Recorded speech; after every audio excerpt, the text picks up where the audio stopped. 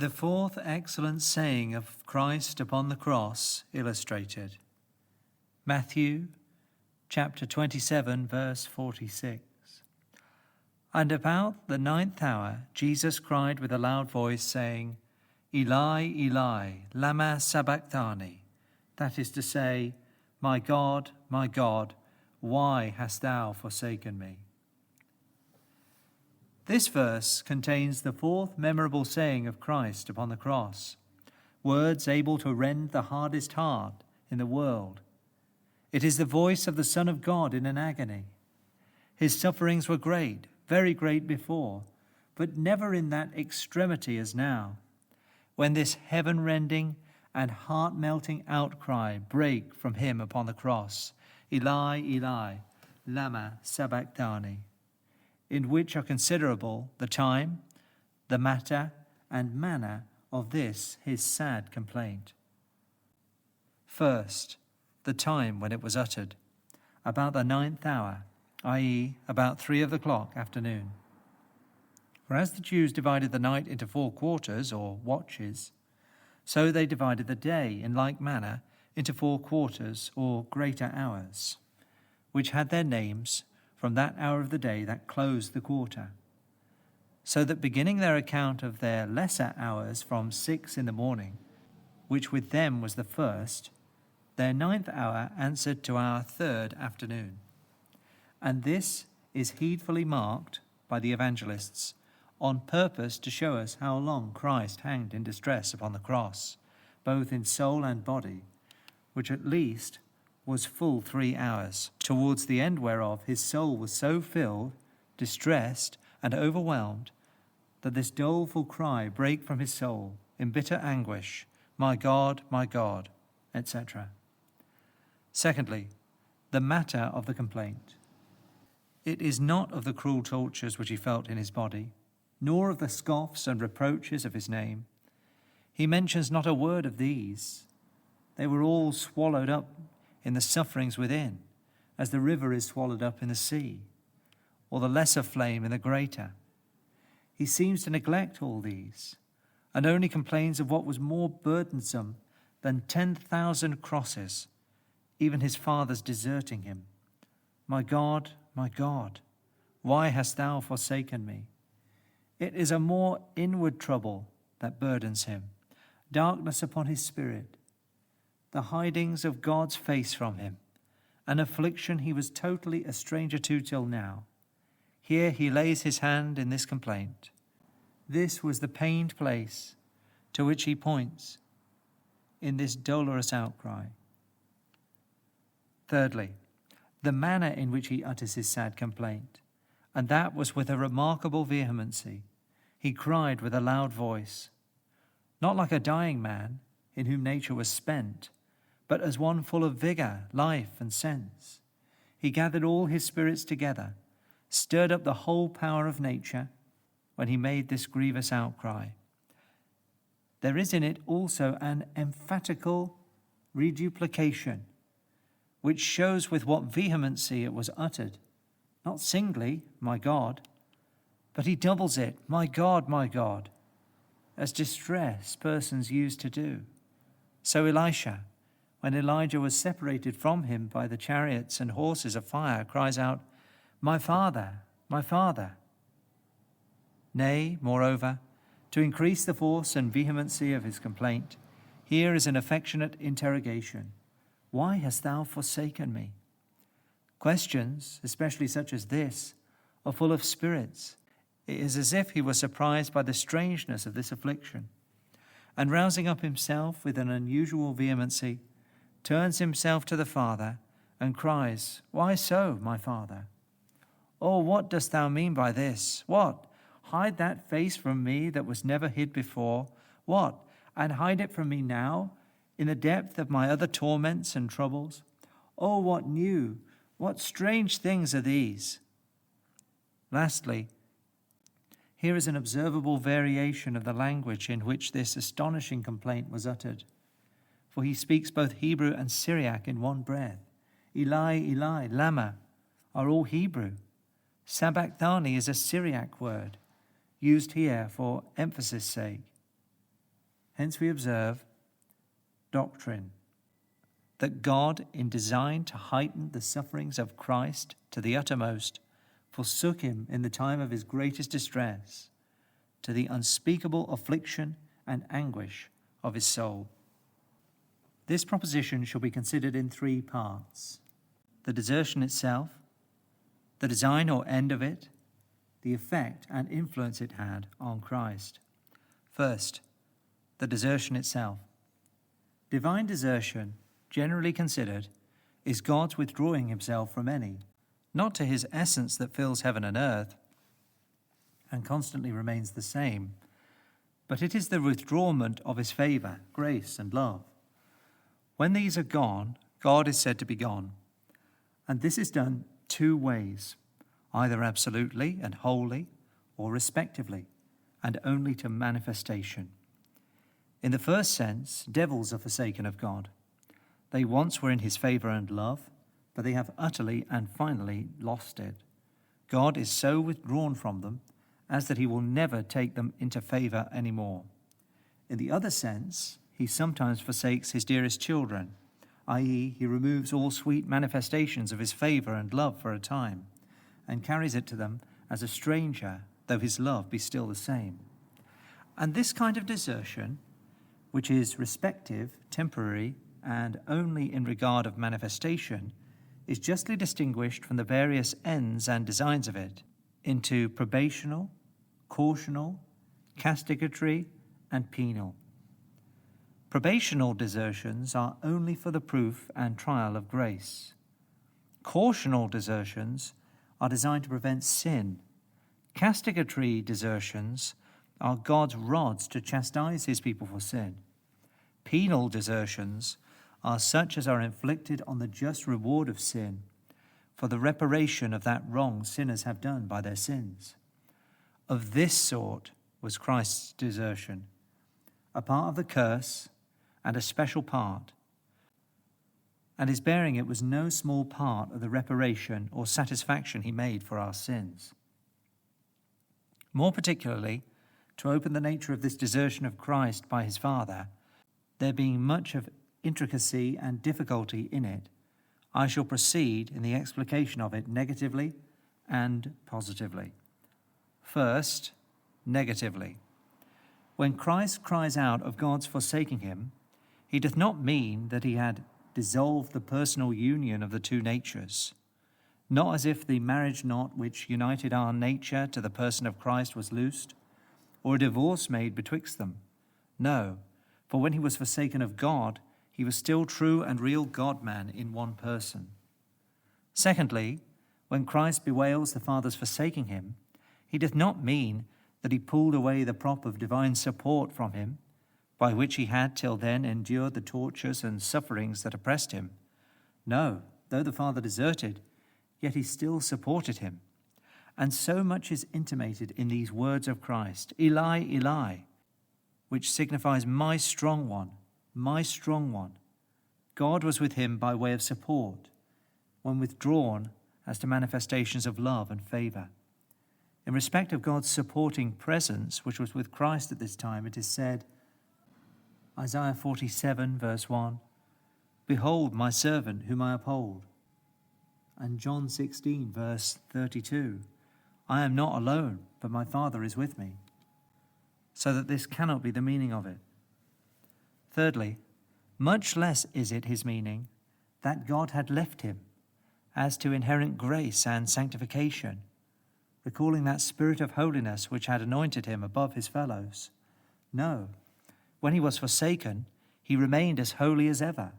He had indeed less comfort, but not less holiness than before.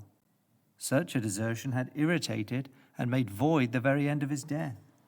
And his sacrifice could never have yielded such a fragrant odour to God as it did, Ephesians chapter 5, verse 2. Fourthly, the love of God was not so withdrawn from Christ as that the Father had now no love for him, nor delight in him. That is impossible. He can no more cease to love Christ than to love himself. His love was not turned into wrath, though his wrath only was now manifested to him as our surety, and hid his love from him as his beloved Son. Fifthly, nor was Christ forsaken by his Father finally, upon what account soever it was that he was forsaken. No, it was but for a few hours that the dark cloud dwelt upon his soul. It soon passed away, and the bright and glorious face of God shone forth again as bright as ever. Psalm 22, verses 1 and 24 compared. Sixthly and lastly, it was not a mutual desertion, or a desertion on both parts. The Father forsook him, but he forsook not his Father. When God withdrew, he followed him, crying, my God, my God." Yet to speak positively of it, though he did not dissolve the personal union, nor cut off divine supports, nor remove his inherent grace, nor turn his Father's love into hatred, nor continue forever, nor yet was it on both parts, Christ forsaking God as well as God's forsaking Christ, yet I say it was, first, a very sad desertion, the like unto which in all respects never was experienced by any, nor can be to the end of the world. All his other sufferings were but small to this. They bore upon his body, this upon his soul. They came from the hands of vile men, this from the hands of a dear Father. He suffered both in body and soul, but the sufferings of his soul were the very soul of his sufferings. Under all his other sufferings, he opened not his mouth, but this touched the quick, that he could not but cry out, my God, why hast thou forsaken me?" Secondly, as it was sad, so it was a penal desertion, inflicted on him for satisfaction for those sins of ours which deserve that God should forsake us forever, as the damned are forsaken by him. So that this cry, as one observes, was like the perpetual shriek of them that are cast away forever. This was that hell, and the torments of it which Christ our surety suffered for us. For look, as there lies a twofold misery upon the damned in hell, viz., pain of sense and pain of loss, so upon Christ answerably there was not only an impression of wrath, but also a subtraction or withdrawment of all sensible favour and love. Hence it is said by himself, John chapter 12, verse 27, "And now my soul is troubled." The word signifies troubled as they that are in hell are troubled. Though God did not leave his soul in hell, as others are, he having enough to pay the debt which they have not, yet in the torments thereof, at this time he was, yea, his sufferings at this time in his soul were equivalent to all that which our soul should have suffered there to all eternity. Thirdly, it was a desertion that was real and not fictitious. He doth not personate a deserted soul and speak as if God had withdrawn the comfortable sense and influence of his love from him. But the thing was so indeed. The Godhead restrained and kept back, for this time, all its joys, comforts, and sense of love from the manhood, yielding it nothing but support. This bitter, doleful outcry of Christ gives evidence enough of the reality of it. He did not feign, but feel the burdensomeness of it. Fourthly, this desertion fell out in the time of Christ's greatest need of comfort that ever he had in all the time of his life on earth. His Father forsook him at that time, when all earthly comforts had forsaken him, and all outward evils had broken in together upon him, when men, yea, the best of men, stood afar off, and none but barbarous enemies were about him, when pains and shame and all miseries even weighed him down, then, even then, to complete and fill up his suffering, God stands afar off too. Fifthly and lastly, it was such a desertion as left him only to the supports of his faith. He had nothing else now but his Father's covenant and promise to hang upon. And indeed, as a judicious author pertinently observes, the faith of Christ did several ways act and manifest itself in these very words of complaint in the text. For though all comfortable sights of God and sense of love were obstructed, yet you see his soul cleaves fiducially to God for all that. My God, etc. Though sense and feeling speak as well as faith, yet faith speaks first, my God, before sense speaks a word of his forsaking. His faith prevented the complaint of sense, and though sense comes in afterwards with a word of complaint, yet here are two words of faith to one of sense. It is, my God, and but one word of forsaking. As his faith spake first, so it spake twice, when sense and feeling spake but once. Yea, and as faith spake first, and twice as much as sense, so it spake more confidently than sense did. He lays a confident claim to God as his God, my God, and only queries about his forsaking of him. Why hast thou forsaken me? This is spoken more dubiously, the former more confidently. To be short, his faith laid hold on God under a most suitable title or attribute, Eli, Eli, my strong one, QD. O thou, with whom is infinite and everlasting strength, thou that hast hitherto supported my manhood, and according to thy promise upheld thy servant, what? Wilt thou now forsake me? My strong one, I lean upon thee. To these supports and refuges of faith, this desertion shut up Christ. By these things he stood, when all other visible and sensible comfort shrank away, both from his soul and body. This is the true, though brief account of the nature and quality of Christ's desertion. Secondly, in the next place, let us consider the designs and ends of it, which were principally satisfaction and sanctification. Satisfaction for those sins of ours which deserve that we should be totally and everlastingly forsaken of God. This is the desert of every sin, and the damned do feel it, and shall to all eternity. God is gone from them forever, not essentially. The just God is with them still. The God of power is still with them. The avenging God is ever with them. But the merciful God is gone, and gone forever.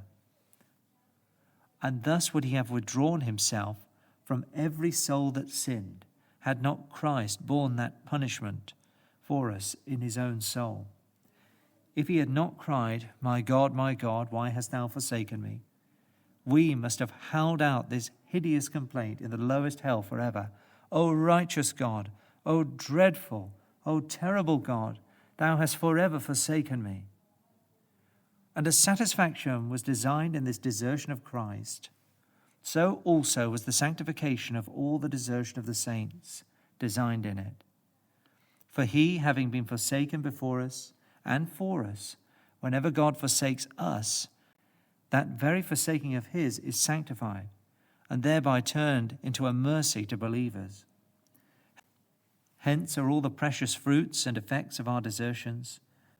Such are the earnest excitations of the soul to prayer. Psalm 77 verse 2, Psalm 78 verses 1 and 9. The antidoting the tempted soul against sin. The reviving of ancient experiences. Psalm 77 verse 5. Enhancing the value of the divine presence with the soul and teaching it to hold Christ faster than ever before. Canticles 3 verses 1, 2, 3, 4 and 5. These and many more are the precious effects of sanctified desertion.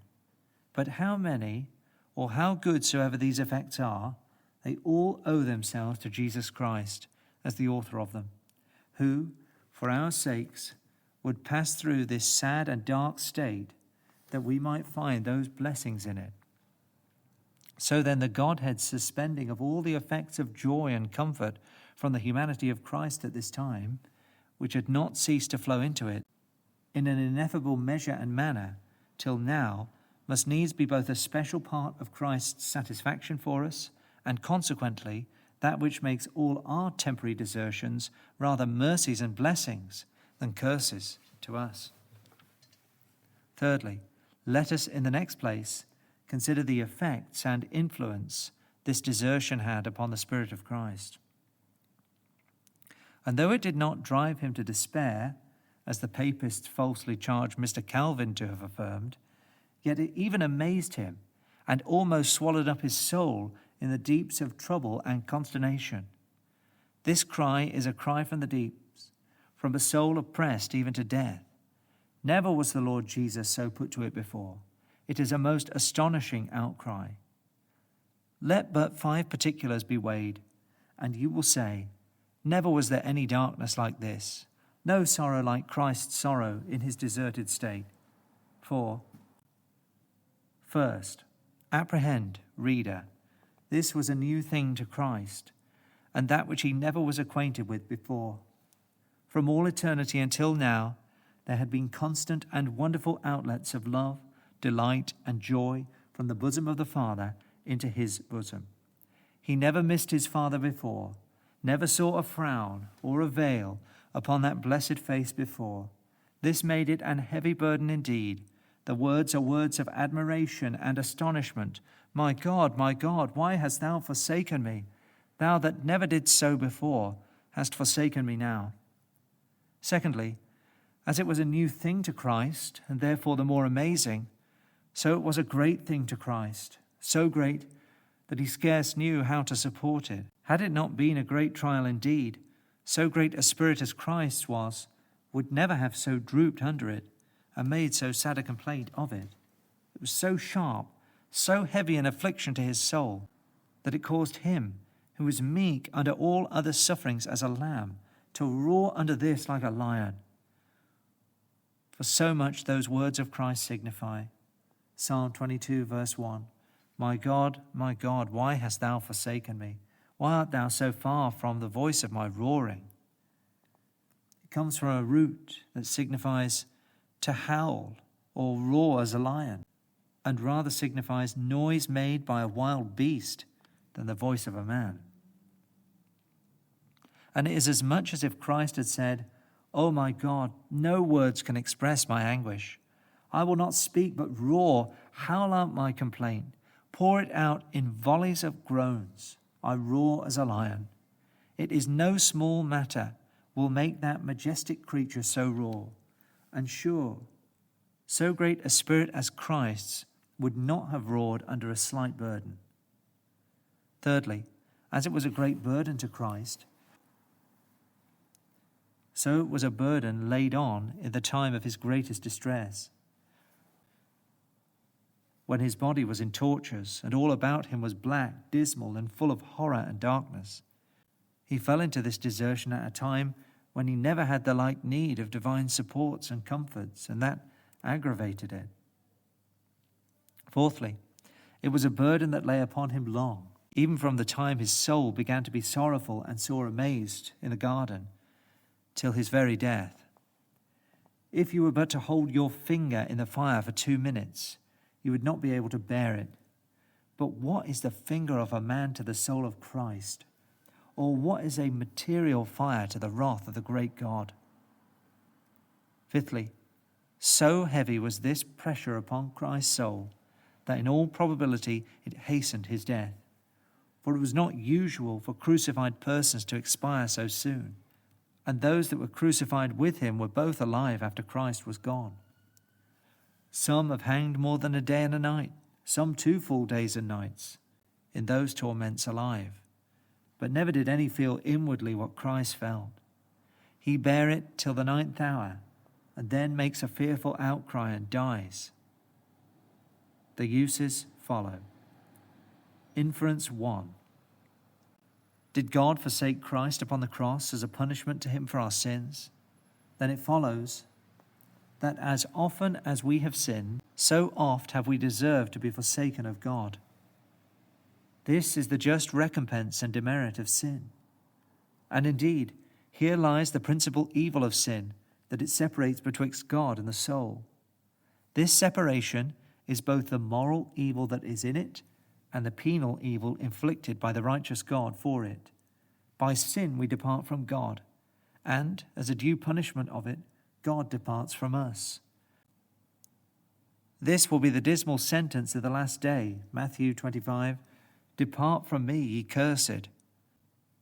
Thenceforth there will be a gulf fixed betwixt God and them. Luke chapter 19, verse 20. No more friendly intercourses with the blessed God forever. The eternal shriek of the damned is, "Woe and alas, God hath forsaken us forevermore." 10,000 worlds can no wise recompense the loss of one God. Beware, sinners, how you say to God, "Now depart from us. We desire not the knowledge of thy ways," lest he say, "Depart from me, you shall never see my face." Inference 2. Did Christ never make such a sad complaint and outcry till God hid his face from him? Then the hiding of God's face is certainly the greatest misery that can possibly befall a gracious soul in this world. When they scourged, buffeted, and smote Christ, yea, when they nailed him to the tree, he opened not his mouth. But when his Father hid his face from him, then he cried out. Yet his voice was the voice of roaring. This was more to him than 1,000 crucifyings. And surely, as it was to Christ, so it is to all gracious souls, the saddest stroke, the heaviest burden that ever they felt.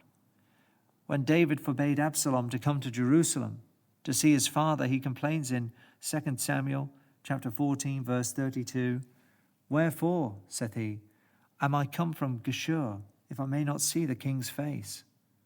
So doth the gracious soul bemoan itself. "Wherefore am I redeemed, called, and reconciled, if I may not see the face of my God?"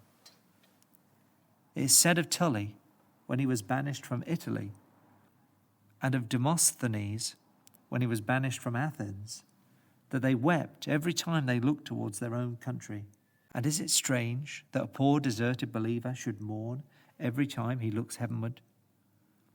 Say, Christian, did the tears never trickle down thy cheeks when thou lookest towards heaven, and couldst not see the face of thy God, as at other times? If two dear friends cannot part, though it be but for a season, but that parting must be in a shower.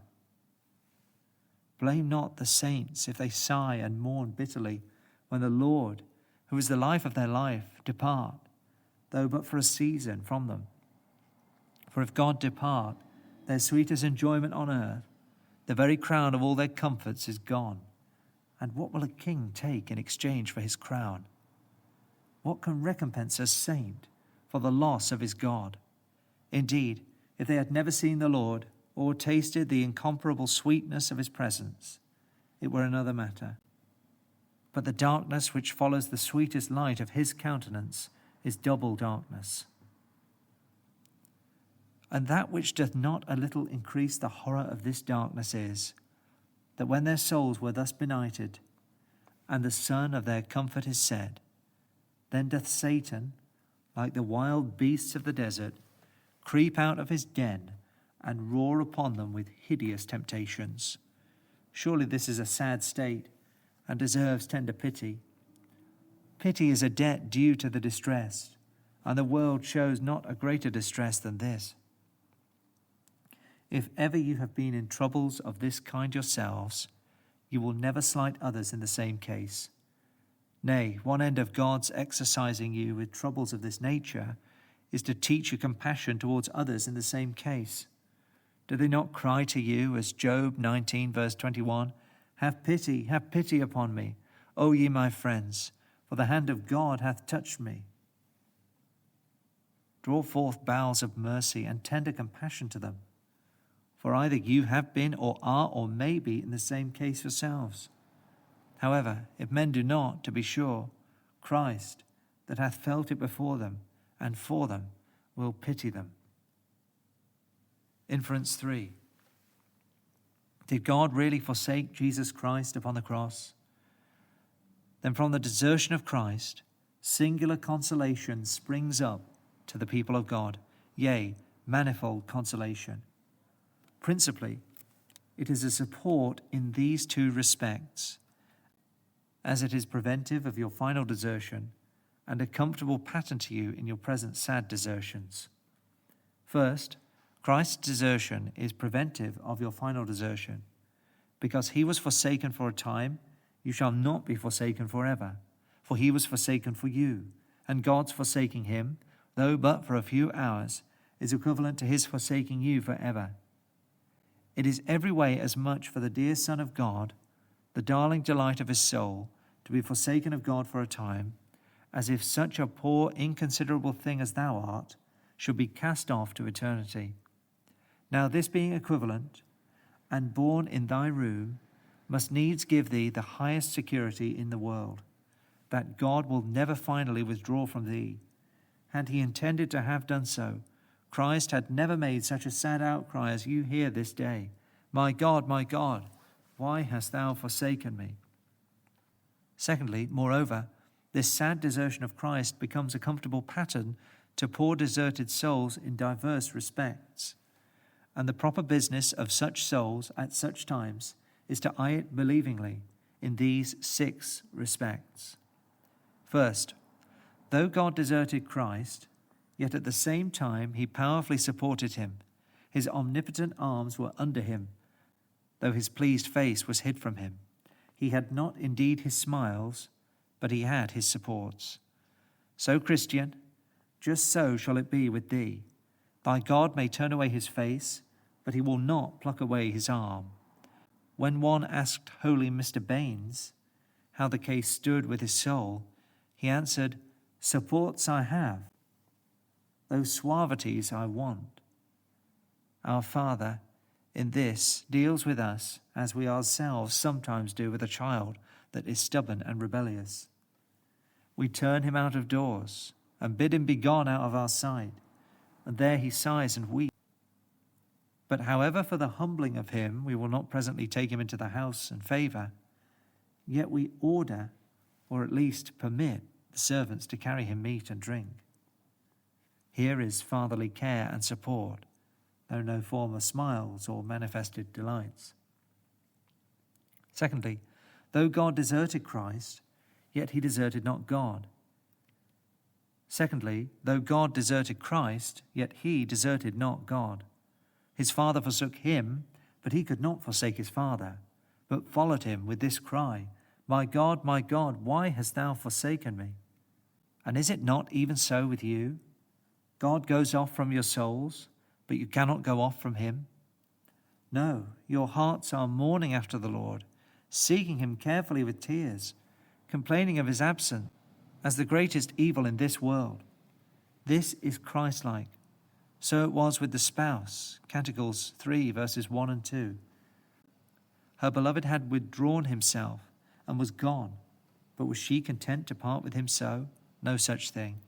By night, on my bed, I sought him whom my soul loveth. I sought him, but I found him not. I will arise now and go about the city, etc. Thirdly, though God forsook Christ, yet he returned to him again. It was but for a time, not forever. In this also doth his desertion parallel yours. God may, for several wise and holy reasons, hide his face from you, but not so as it is hid from the damned, who shall never see it again. This cloud will pass away. This night shall have a bright morning. For, saith thy God, I will not contend for ever, neither will I be always wrath. For the spirit shall fail before me, and the souls which I have made. As if he should say, I may contend with him for a time to humble him, but not for ever, lest, instead of a sad child, I should have a dead child. Oh, the tenderness even of a displeased father. Fourthly, though God forsook Christ, yet at that time he could justify God. So you read Psalm 22, verses 2 and 3, O my God, saith he, I cry in the daytime, but thou hearest not, and in the night season, and am not silent, but thou art holy. Is not thy spirit, according to the measure, framed like Christ's in this? Canst thou not say, even when he writes bitter things against thee, he is a holy, faithful, and good God for all this? I am deserted but not wronged. There is not one drop of injustice in all the sea of my sorrows. Though he condemn me, I must and will justify him. This also is Christ-like.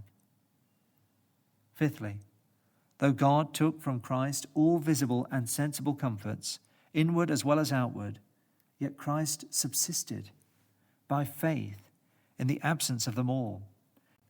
His desertion put him upon the acting of his faith. My God, are words of faith, the words of one that wholly depends upon his God. And is it not so with you too? Sense of love is gone, sweet sights of God shut up in a dark cloud. Well, what then? Must thy hands presently hang down, and thy soul give up all its hopes? What? Is there no faith to relieve in this case? Yes, and blessed be God for faith. Who is among you that feareth the Lord, and obeyeth the voice of his servants, that walketh in darkness, and hath no light? Let him trust in the name of the Lord, and stay himself upon his God. Isaiah chapter 50, verse 10. To conclude, sixthly, Christ was deserted a little before the glorious morning of light and joy dawned upon him. It was a very little while after this sad cry before he triumphed gloriously. And so it may be with you. Heaviness may endure for a night, but joy and gladness will come in the morning.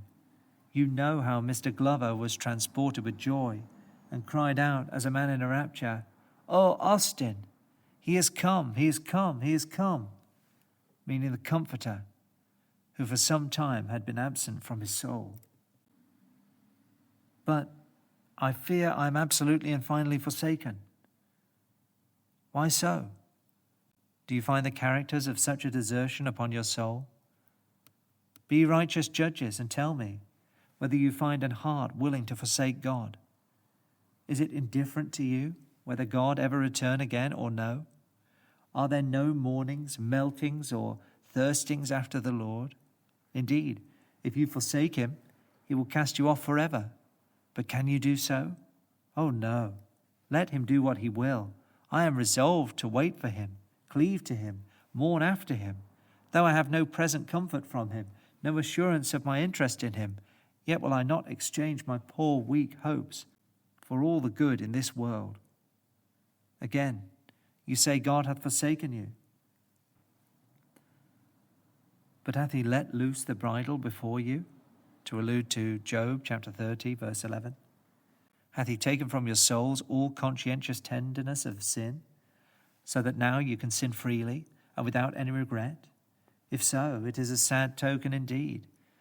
Tell me, soul, if thou indeed judgest God will never return in loving kindness to thee any more, why dost thou not then give thyself over to the pleasures of sin,